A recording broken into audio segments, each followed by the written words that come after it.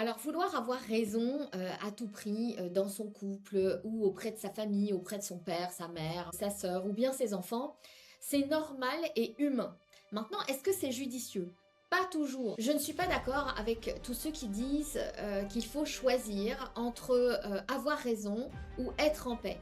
Non, en fait, tout dépend de l'importance du sujet. Ce que je remarque chez les femmes que j'accompagne, c'est que très souvent, elles sont capables de défendre leurs idées ou un projet devant 10 ou 20 collègues au travail. Par contre, chez elles, c'est plus la même chose, c'est plus la même énergie, elles ne défendent plus rien. Tout ce qu'elles souhaitent à ce moment-là, c'est de la paix, c'est ne pas être en conflit. Et donc du coup, elles s'effacent, elles ne défendent même plus leurs besoins auprès de leurs conjoints ou de leurs enfants parfois. Alors pourquoi? Peut-être que c'est ton cas, mais alors dans ces cas-là, pourquoi est-ce que tu accordes plus de valeur à tes besoins dans ta vie professionnelle que dans ta vie personnelle? Pourquoi est-ce que nos besoins personnels seraient moins importants que nos besoins professionnels? L'excuse que j'ai souvent, c'est je veux avoir la paix. Je suis fatiguée, j'ai envie de calme. Sauf que j'ai envie de calme, ça ne veut pas dire que tu dois t'effacer. J'ai envie de calme, ça ne veut pas dire que tu dois oublier tes besoins ou tes désirs. Je veux du calme, ça ne veut pas dire que tu dois lâcher sur tout ce qui est important pour toi. Au boulot, c'est facile pour toi de recadrer. Dès que quelqu'un dépasse tes limites, tu recadres direct. Alors pourquoi est-ce que tu ne le fais pas au niveau personnel? Pourquoi est-ce que tu ne le fais pas vis-à-vis de ton conjoint ou de tes enfants ou bien de tes parents? Le problème, selon moi, c'est que tu penses éviter le conflit. Parce que tu as peur qu'en défendant ton point de vue, ça parte au conflit. Mais en voulant éviter le conflit à l'extérieur, ce que tu crées, c'est encore plus de colère et de ressentiment à l'intérieur de toi, parce que ça ne va pas disparaître. Si tu ne dis pas ce que tu penses et qui est important pour toi, ça va forcément, à un moment donné, éclater. Alors pourquoi on veut à tout prix avoir raison? Peu importe dans quel type de relation, la personne qui veut toujours avoir raison ou pour qui c'est important d'avoir raison, a le désir d'être important. C'est la même chose pour tous les êtres humains et donc les femmes comme les hommes, nous avons besoin et envie de nous sentir importants vis-à-vis des autres. C'est comme ça qu'on a évolué depuis qu'on est enfant. Le fait d'avoir raison touche à notre valeur, à notre identité. Quand on est enfant, on a envie de se sentir important aux yeux de ses parents pour pouvoir se faire aimer. Mais quand on grandit, on continue de vouloir avoir raison parce que avoir tort, ce serait une marque de faiblesse, ce serait se dire qu'on est inférieur aux autres ou à l'autre. Si c'est toi qui veux toujours avoir raison, dans ton couple par exemple, demande-toi ce que tu as peur de perdre en ayant tort. Parce que très souvent, on a peur de perdre quelque chose. Peut-être que tu as peur de perdre ta crédibilité. Peut-être que tu as peur de perdre ta valeur. Euh, Peut-être que tu as peur d'être dominé ou de ne pas être entendu. Si maintenant, tu veux avoir raison avec ta mère ou ton père, pose-toi la même question. Qu'est-ce que tu as peur de perdre en ayant tort? Peut-être que tu n'as pas envie d'être considéré comme nul, comme bête. Peut-être que tu n'as pas envie de revivre ce que tu as déjà vécu dans ton passé. Quand tu fais cet exercice-là, quand tu te poses ces questions-là, tu vois tout de suite ce qui bloque. Tu vois tout de suite pourquoi tu vas avoir raison. Maintenant, il est possible que tu penses que c'est ton conjoint ou ta mère ou ton père qui veulent avoir à tout prix raison. Mais pour eux, c'est la même chose. L'idée, c'est plutôt que d'aller à la confrontation, d'essayer de comprendre la personne et de voir pourquoi elle est comme ça. Pourquoi elle veut avoir raison. Est-ce que ça touche à sa valeur? Est-ce que ça touche à sa crédibilité? Est-ce que ça touche à sa personnalité? Est-ce que ça touche à son identité?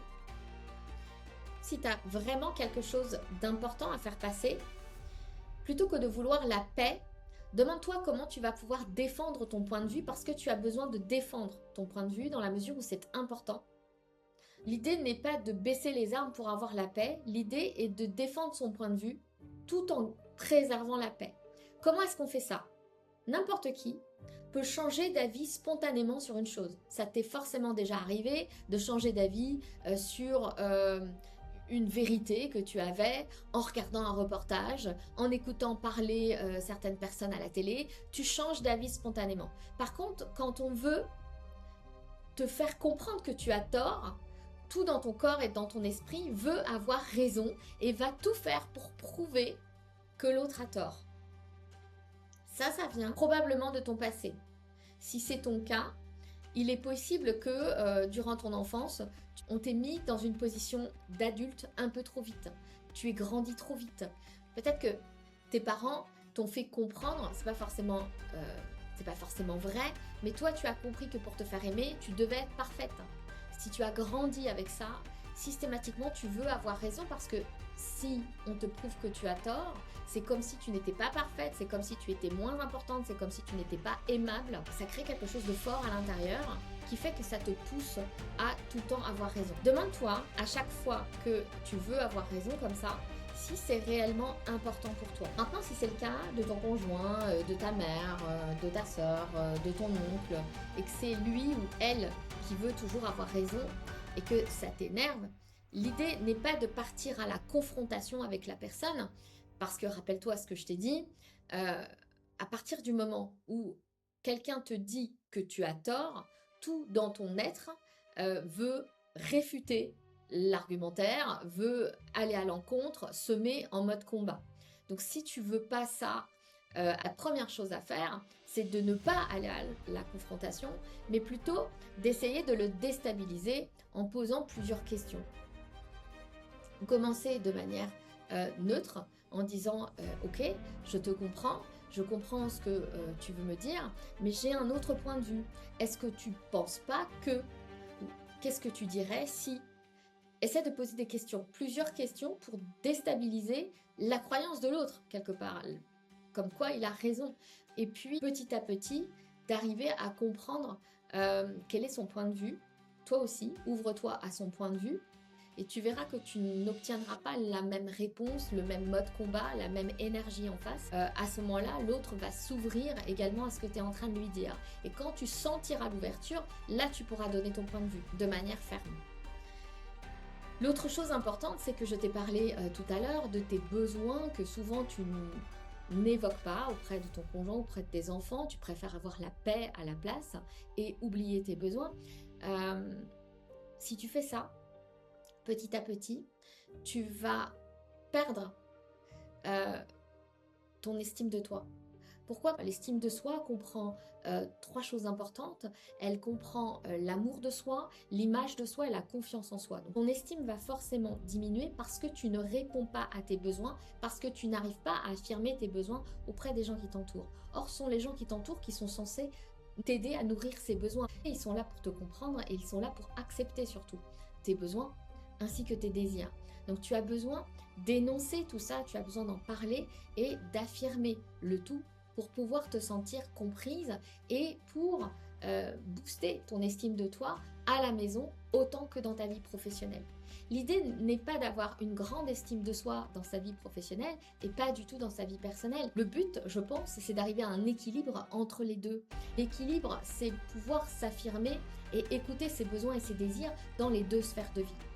Ce que tu ne fais pas, c'est les écouter dans ta sphère personnelle, mais il suffit d'apprendre à le faire petit à petit. Quand on veut toujours avoir raison, ou si c'est important pour soi d'avoir raison, ça dénote un manque d'estime de soi. Je t'en parle par expérience puisque j'ai voulu avoir raison pendant de nombreuses années dans ma vie.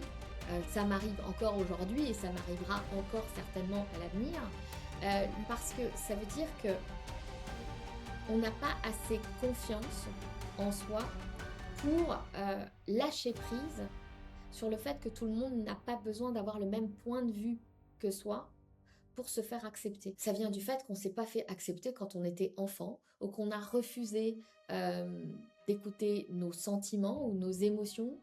Beaucoup de femmes que j'accompagne sont dans le même cas, c'est-à-dire que pendant une grande partie de leur enfance, on les a mis dans une peau d'adulte, on ne les a pas écoutées, elles ont grandi trop vite, on n'a pas écouté leurs sentiments, leurs émotions, ou c'était pas quelque chose de naturel dans la famille dans laquelle elles étaient, ou on les a bloquées à chaque fois qu'elles ont voulu dire ce qu'elles pensaient ou parler de leurs émotions ou de leurs sentiments.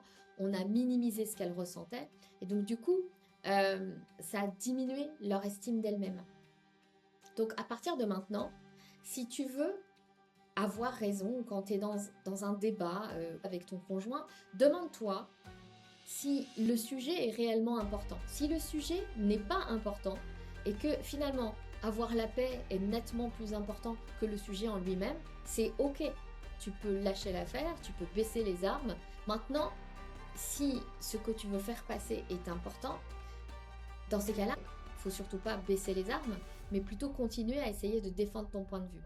Donc tu lui dis, je te comprends, je comprends ton point de vue, je n'ai pas le même avis, je peux me tromper, mais est-ce que tu dirais que, est-ce que tu penserais que, pose des questions pour le déstabiliser et obtenir un accord.